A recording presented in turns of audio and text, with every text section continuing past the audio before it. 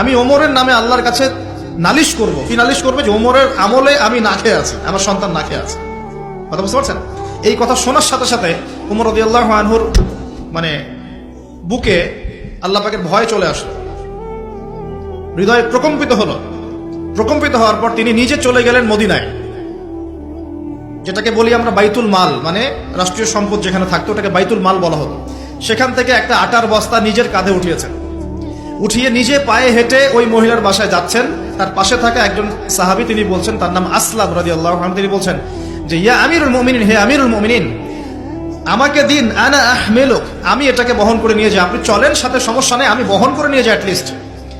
তখন ওমর রাদিয়াল্লাহু আনহু বলছেন, দিলের কান দিয়ে শোনেন কথাগুলো, ওমর রাদিয়াল্লাহু আনহু বলছেন, হাল আনতা তাহমিলু উযরি ইয়াউমাল কিয়ামা, তুমি কি কিয়ামতের মাঠে আমার পাপের বোঝা বহন করবে?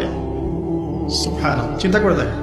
নিজের হাতে গেলেন, রান্না করে খাওয়ালেন, তারপরে বললেন আগামীকাল তুমি আমিরুল মুমিনিনের দরবারে এসো, সেখানে আমাকে পাবে। এই হলো ওমর রাদিয়াল্লাহু আনহুর খেলাফত।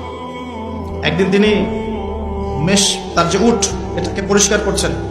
আলী রাদিয়াল্লাহু আনহু দেখে বলছেন, আমিরুল মুমিনিন, আপনি পরবর্তী জেনারেশনের জন্য অনেক কঠিন আদর্শ রেখে যাচ্ছেন। আপনি এত কাজ করছেন, তারপরে নিজের কাজও নিজে করছেন।